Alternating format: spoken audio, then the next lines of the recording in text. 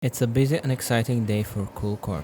They've just launched their website for the first time. Concerned about their security, they don't want to take any unnecessary risks, so they've brought in Leo, an ethical hacker. His job is to attempt to penetrate Coolcorp's new website, identify any weaknesses, and help the team fix them to ensure everything is secure. Let's step into Leo's shoes and explore his thought process as he gets to work. With the rules of engagement signed, he is ready to take on this important task. Leo starts up his Kali Linux virtual machine, his go-to OS for pen testing. The first thing he always does when he performs penetration testing of a web application is simply explore all pages in his web browser and understand their use and purpose. On opening the website over at coolcorp.local,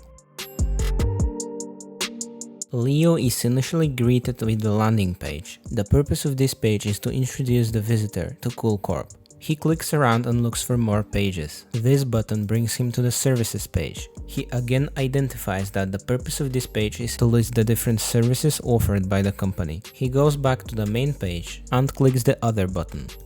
Here he is presented a diagnostics console. Leo realizes this is the first page of the website that presents some functionality and is not purely informational. He reads the instructions. Use this console to perform basic connectivity checks against hosts within the Coolcorp infrastructure. He realizes it is definitely worth it to explore this page further. Leo now attempts to use the console in the way described. He enters 8888 and runs the connectivity check. Aha! The console output window gives him very crucial information. The backend service uses the ping command to verify connectivity with a host. He tries it on the company domain as well.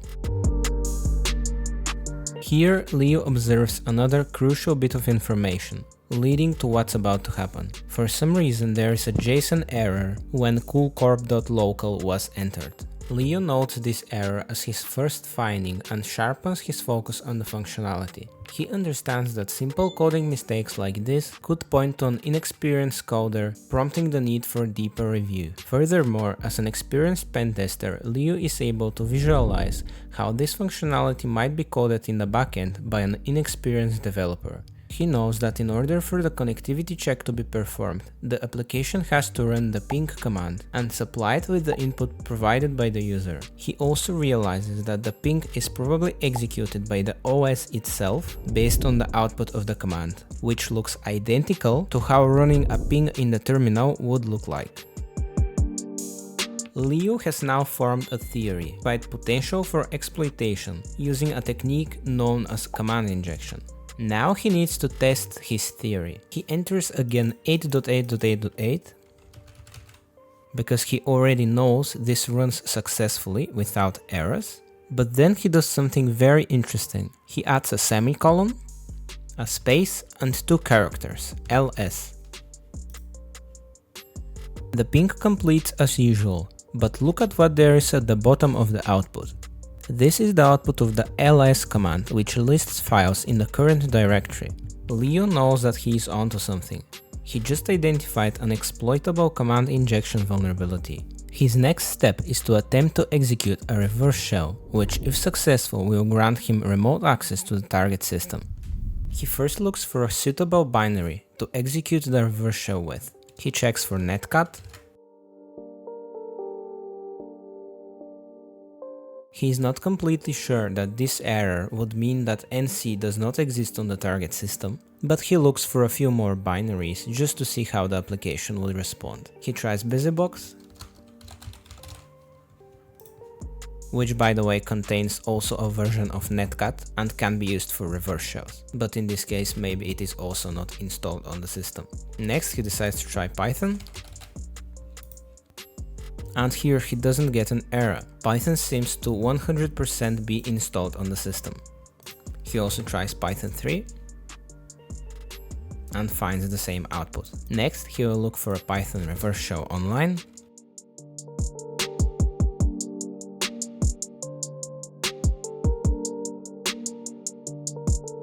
He will take one of these and prepare it for execution.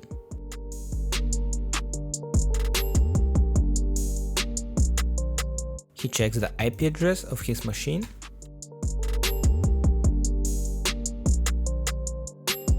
and sets it as the reverse shell address. He decides to keep the port as 4242. He runs a netcat listener, and he runs. Here he gets an error that the host value is too long, so he has to go back and look for a shorter payload. He decides to try this one.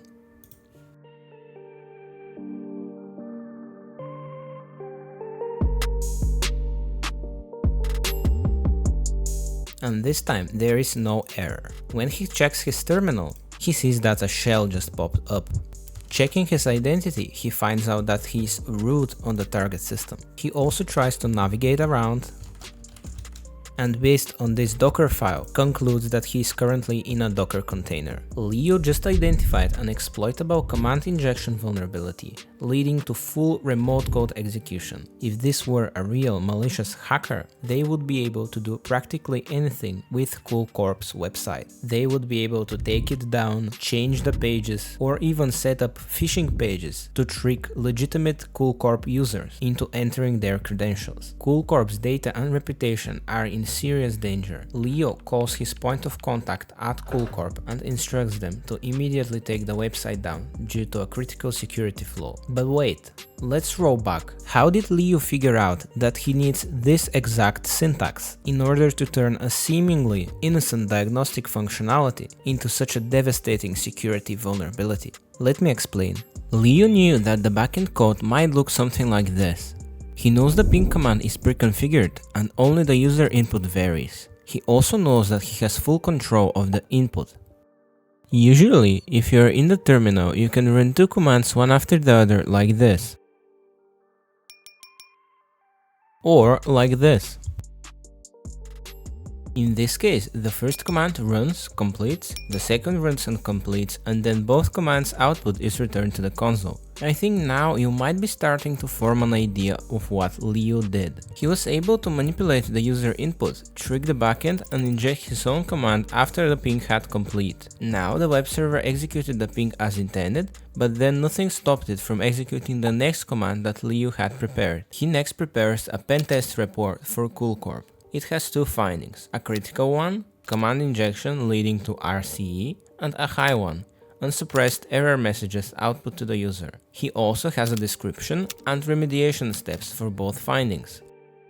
Leo hands the report to coolcorp, where programmers and security engineers are tasked to eliminate the issues following the report. Once done, the website is brought back up and coolcorp executives are relieved, as they have dodged a potentially catastrophic security incident. But wait, don't go just yet, I've got something very cool and useful for you. You can deploy the exact environment you just saw and practice it hands-on on your own with a single command. You only need to make sure you have Docker installed and you're good to go.